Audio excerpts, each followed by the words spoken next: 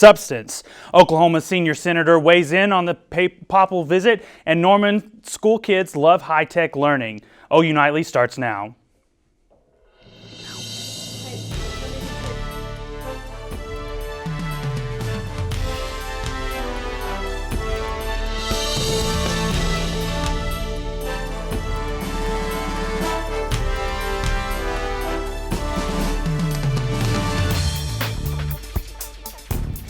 A busy first day in the nation's capital for Pope Francis. The leader of the world's 1.2 billion Catholics was welcomed to the U.S. with a lavish White House ceremony.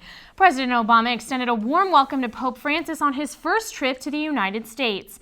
The Pope thanked his hosts and the American people for their hospitality, then, as some have expected, addressed a number of controversial issues. Climate change is a problem we can no longer be left to a future generation. An increase of curiosity among... We went around campus today to get students' reactions to the Pope being on U.S. soil. 2 members of St. Thomas More University Parish are hoping to see this historical event make an impact.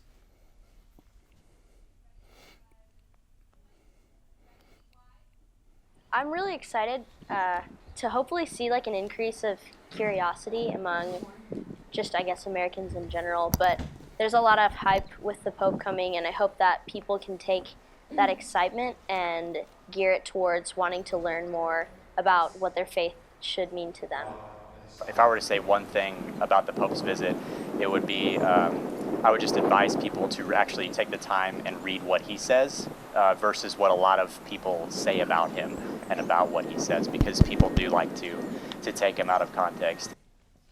An Oklahoma politician gets ready for what the Pope may have to say. Tyler joins us now in the newsroom. Tyler? Thank you, Amy. Congressman Tom Cole told me earlier that he expects the Pope to challenge viewpoints on both sides of the political aisle. I would suspect if you looked at the speech in the political context, which frankly I don't think is particularly helpful, he'll say some things to please and offend members of both parties. For instance, I certainly don't agree with his position on the Iranian nuclear deal, but I don't doubt his sincerity in arguing that. He's made some pretty assertive declarations, pretty controversial as well. Do you think he's going to dial back a bit when he talks to Congress, or you think he's going to be out in the open? You know, he does impress me. And again, I can't tell you that I'm a practiced observer of the papacy, but he doesn't impress me as somebody that dials back. I think one of his most attractive features is that he tends to be direct and clear, but again, he speaks with humility and a soft voice. It's not strident, but it's like the call of Christianity itself. Have they started? Yeah. You can watch my full interview with Congressman Tom Cole on ounightly.com. Up tomorrow. If anything, it gets more intense. The day starts at the Capitol, where Pope Francis does something that's never happened before. He addresses the joint session of the United States Congress. Later, he travels to Washington's St. Patrick in the city, where he will meet with clients of the Catholic Charities. At 4, he flies to New York City in time to celebrate evening mass at St. Patrick's Cathedral. A very long day indeed, Amy. Sounds like it. Now, Braden, how's the weather looking for the Pope on the East Coast? Amy, Dylan, over on the East Coast, Washington, D.C., and New York, it's going to be pretty nice. About 10 degrees cooler than it is here in Oklahoma. 86 right now with winds out of the southeast at 10 miles an hour. We're under mostly cloudy skies right now, and that will continue in clouds by 7 p.m. until we reach the skies that are mostly cloudy by the overnight hours, 75 at 9 o'clock, 71 at midnight with southeasterly winds continuing at 5 to 10 miles per hour. We're having some technical difficulties. Sorry about that. The Student Government Association appointed a new vice president. Former Chief of Staff Avery Marcheski is now number 2 alongside President Alex Byron. Marcheski says her main focus will be on mental health and diversity. On race, but being a minority at our campus is so much more than that. It's veterans, LGBTQ, certain types of religions, and so us in these leadership positions need to make sure that all the students that are being underrepresented at our university are having a chance to have the same OU experience as the rest of the majority of our students. For more information on the Student Government Association, visit ou.edu/SGA. Well, yesterday, European interior ministers voted in favor of a quota system for thousands of asylum seekers flooding Europe. Today, EU presidents and prime ministers met to finalize that proposal. Leslie Ottelman joins us in the News Center with the latest on the emergency summit. Leslie? That's right, Dylan. Today in Brussels, European leaders worked to iron out the details of the proposal. The quota system will relocate more than 100,000 asylum seekers in Europe. The Czech Republic, Romania, and Slovakia and Hungary voted against the measure yesterday, but were outvoted. Leaders urged all the United Nations to work together for the system's success. And the Syrian Civil War prompts the first ever Doomsday Vault opening in Norway. The vault holds more than 800,000 varieties of backup seeds to overcome effects of the climate change, population growth, and diseases. The plan is to restart crops of wheat, barley, and recipe away from the destruction of the war. Numerous seed vaults exist around the world, but the vault buried deep in the Arctic permafrost acts as a last resort insurance policy. And Volkswagen CEO Martin Winterkorn steps down. The chief executive resigned after admitting to the U.S. regulators that its programmed computers in its cars to detect when they were being tested and alter the running of their diesel engines to conceal their true emissions. 11 million vehicles worldwide could be affected in the scandal. Volkswagen has not yet announced Winterkorn's successor. That's what's happening around the world, Dylan. Now back to you at the news desk. Thanks, Leslie. Still ahead on OU Nightly, 2 hands on the wheel, fines for texting and driving are coming soon. Plus, students of all ages are enjoying technology in the classroom. Straight ahead on OU Nightly. You'll see a crowd of college students watching and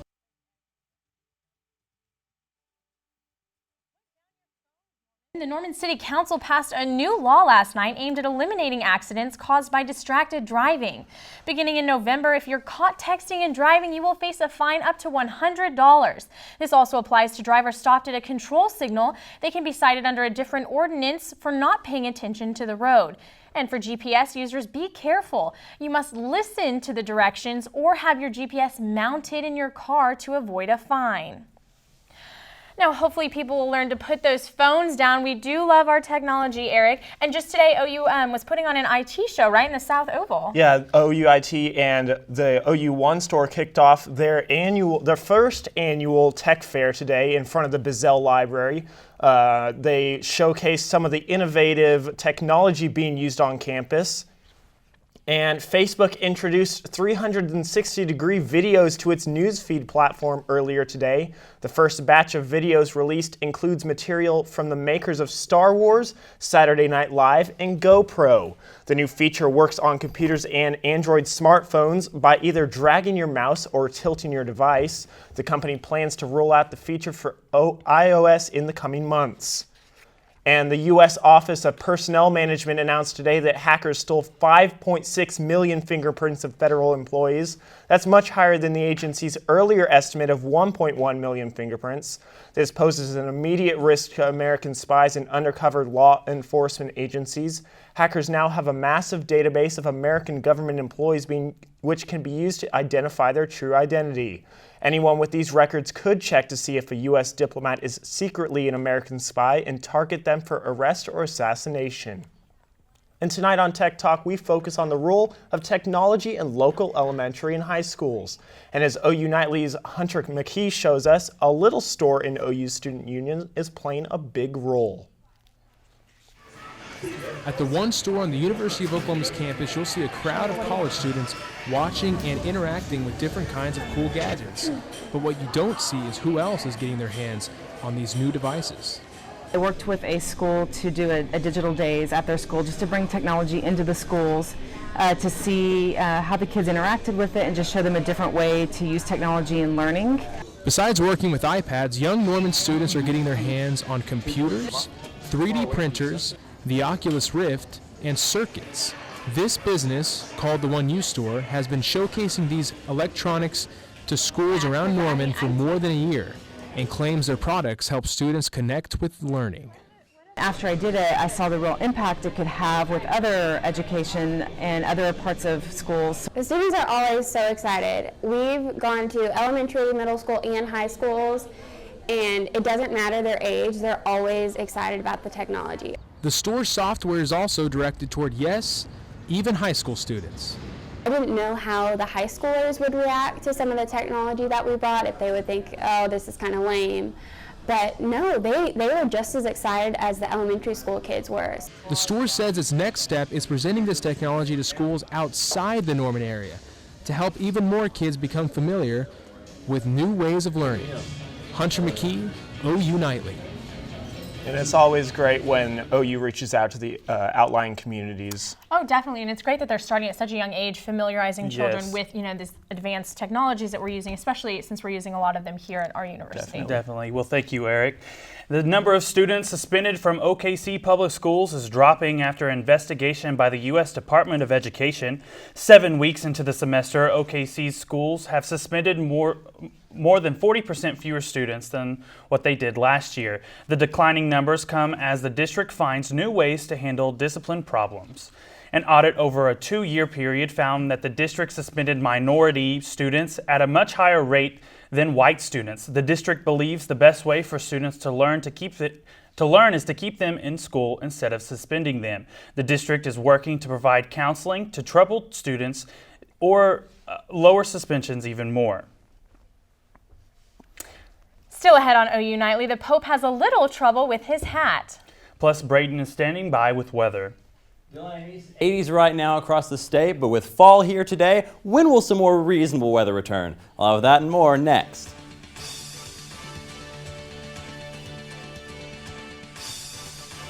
Happy first day of fall, everybody. I'm Braden along with your OU Nightly weather.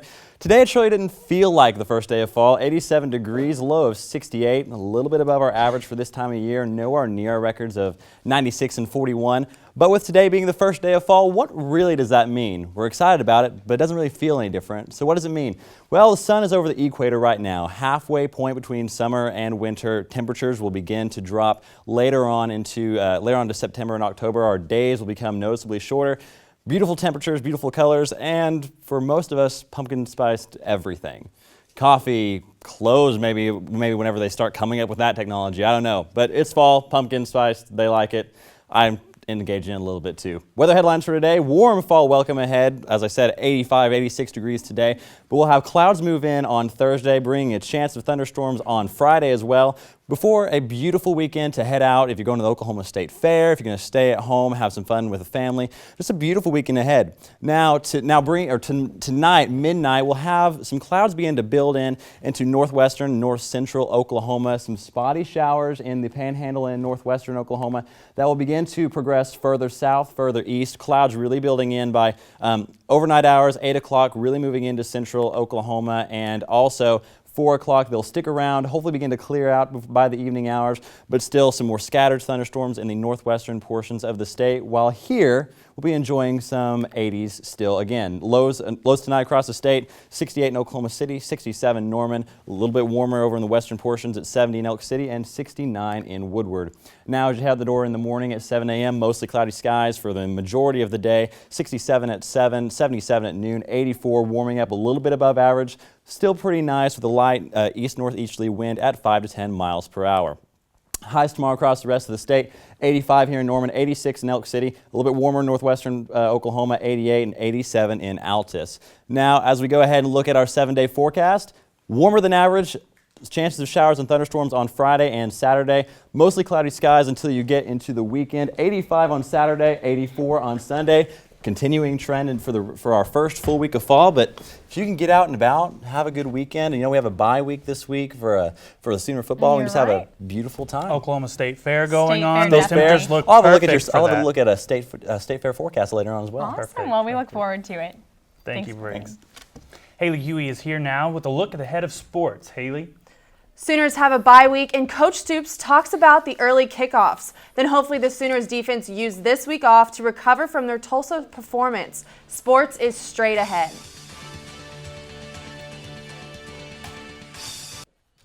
This is OU Nightly Sports. I'm Haley Huey. Last Saturday's the Sooners defense didn't seem to have the same spark they did during the Tennessee game, but Tulsa did have a tough offense to go up against. The Tulsa we saw wasn't one that we've seen before, but our defense lacked important things such as pressure on their quarterback. Also, there was a major weak spot in the back with cornerback Jordan Thomas suspended. Can't forget to mention the Sooners allowed 603 yards, which is the most we've allowed since we played Johnny Manziel at the Cotton Bowl in 2013. Hopefully with the bye week, things tighten up before conference play against West Virginia. They stretched the field in a lot of ways, and the matchups became, tough. The speed of the game, bothered us. So simplifying what we do a little bit schematically will help our players just get lined up, and then you got to execute, and then you got to cover people when you play them. Next week's West Virginia game is another 11 a.m. start for the Sooners. This would be OU's second straight morning kickoff, and last season the NCAA scheduled the Sooners for 6 games with the same starting time. OU fans aren't the only ones unhappy with the early starts. Bob Stutz was asked about it on Monday. Hopefully it'd be some kind of equity on how many late or early, games you get, and get a mix for everybody, And conference play begins for volleyball on the road tonight against Texas Tech.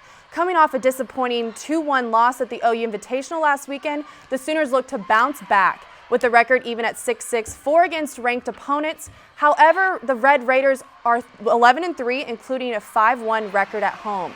The Big 12 matchup begins at 6. Famous Yankees catcher Yogi Berra died late Tuesday night at the age of 90. The 3-time AL MVP helped lead the Yankees to 10 World Series titles in 14 appearances. He later coached both the Yankees and the Mets and was then announced as a member of the All-Century team in 1999. Yogi also coined famous phrases like, "It ain't over till it's over," and "When you come to a fork in the road, take it." His death comes 69 years later after his major league debut with the Yankees. It's the news all Thunder fans have been waiting for. Kevin Durant has been cleared to play without restriction. Durant only played 27 games last season because of a broken bone in his right foot. General Manager Sam Presti says he's been playing 5-on-5 and competing as normal. Chicago Cubs ace Jake Arrieta became the first pitcher in the majors to earn 20 wins this year. He held the Milwaukee Brewers to 3 hits in a complete game shutout, his 4th of the year. Arrieta is the first Cub to win 20 games in a season since John Lieber in 2001. An FC Bayern star Robert Lewandowski shattered records during a matchup against Wolfsburg. Lewandowski broke 2 records with the quickest hat trick in history, then literally a few minutes later managed to rack up 5 goals.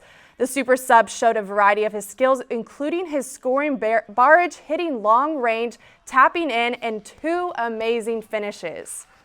Wow, I don't play soccer, but that does look very amazing. Oh, it's incredible. I wish I could score like that. Yes, kind of reminds me of the Women's World Cup a little bit. There you go. Definitely. Well, thank you, Haley. Thank you. Still to come on OU Nightly, we'll have another look at that 7-day forecast. Plus, the Pope just can't seem to hang on to his hat.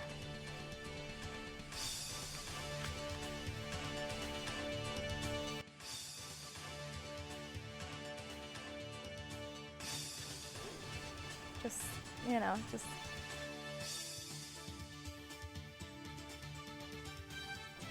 I'm Delaney Phillips at the OU Nightly Update Desk, updating today's top stories. A national park in South Dakota will be giving the Cherokee Nation close to 50 bison tomorrow. The Cherokee Nation's Secretary of State says bison are a cultural asset to the tribe. Oklahoma City public schools are taking a different disciplinary approach with students as a result have had fewer suspensions than in past years. The wife of reality star Dog the Bounty Hunter is suing an Oklahoma man for libel, seeking more than $75,000 in damages. That's it for now. Back to you in the studio. Thanks. Now, no matter where he goes, the Pope can't seem to hang on to his hat. You got a little glimpse of it there a couple seconds ago, but hopefully we can get that video back up. There it is. Now take a look at the Pope. There goes his hat. There, and then again, he's just reading and whoop. Oh, poor guy. There he goes. And again, he just can't seem to hang on to it. And this one's pretty cute. Look at him. Too cute. He cannot hang on to his hat, you guys. Can you imagine having that all the time? No, definitely an Oklahoma win. Couldn't do that. Well, thank you for watching OU Nightly, brought to you by Gaylord College. We'll see you back here tomorrow night live at 4:30. Good night.